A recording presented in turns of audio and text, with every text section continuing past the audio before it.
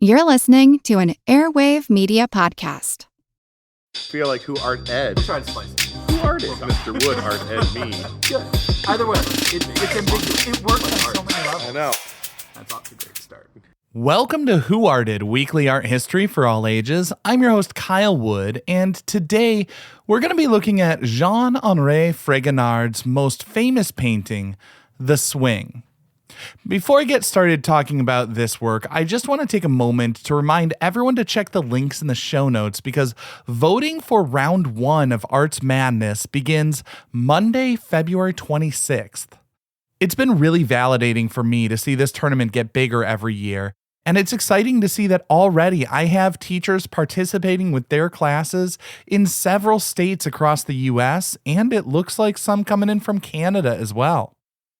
I'd love to see how far this thing has spread, so please, if you are participating from outside the US, mention what country you're listening from when you fill out the prediction for a chance to win a $25 Amazon gift card. Also, if any fellow teachers participating with their classes want to be my guest and talk about a favorite artist on a future episode, email me at whoartedpodcast@gmail.com. One of my favorite parts of doing this show has been getting to connect with people and learn from their insights as they share artists they love.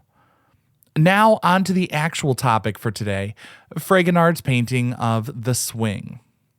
This is one of those rare pieces that feels so immediately accessible, it's begun to make a leap from the museum gallery wall to pop culture.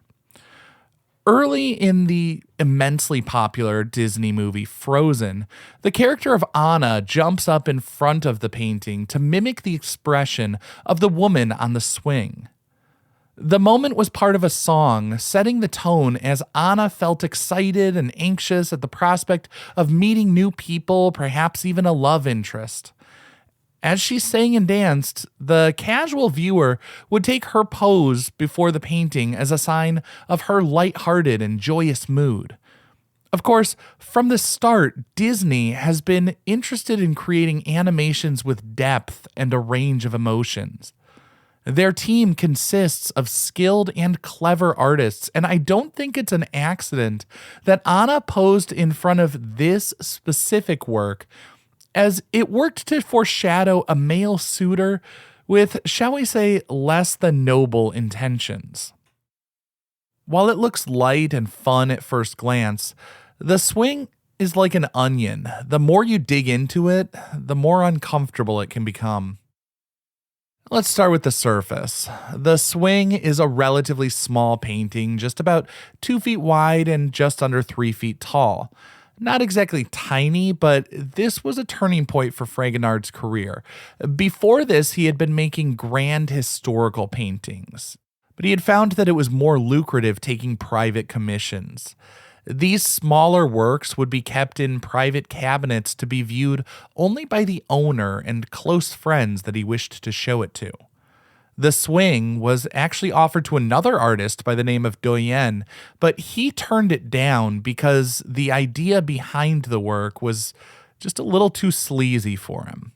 I'm not going to get too deep into the muck on this one, but when the painting was created in 1767, riding on a swing was considered to be a bit boundary pushing, as layers of fabric would move freely in the breeze, and a gentleman, like the weird guy hiding in the bushes in the bottom left corner, might glimpse a lady's ankle. And that guy down in the bottom corner was actually the one who commissioned the piece. But looking at this painting, all our attention goes to the woman on the swing. This is partly because her bright coral-colored dress provides a contrast from the lush greens of the garden surrounding her. She appears to be the focal point for everyone in the painting as well. The guy in the bottom left corner of the painting and the man standing in the shadows behind her, pulling the rope to move the swing. Both of them smile as they look at her laying back, kicking off her shoe midair with reckless abandon. Even the statues seem to be looking at her. The Cupid statue on the left side of the composition was based on an actual sculpture created by Etienne Maurice Falconet in 1755 for King Louis XV's former mistress, Madame de Pompadour. Cupid, of course, would be a sign of love, and this Cupid is turned toward the woman on the swing with his finger up to his lips in a shushing motion, as though to imply that this naughty diversion will be kept their little secret.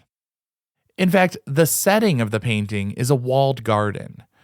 These types of spaces were common in wealthy aristocrats' country estates where they would go to let loose a little bit. Here we see the woman enjoying her time at play on the swing. The light coming down from the top left is like a spotlight shining on her as the two gentlemen remain in the shadows. The tree branches, the lighting, her pose all create diagonals that make the composition more active and dynamic. To me, all of this just feels like the perfect painting as an example of the Rococo movement, maintaining the high drama and ornate detail of the Baroque, but more sort of frivolous and self-indulgent. This concludes this week's episode of Who Arted, part of the Airwave Media Podcast Network. If you found this tolerable, please leave a rating or review on your favorite podcast app. You can find images of the work being discussed this week and every week on social media at Who Arted Podcast on Twitter, Instagram, and TikTok, and of course on the website whoartedpodcast.com. Podcast done.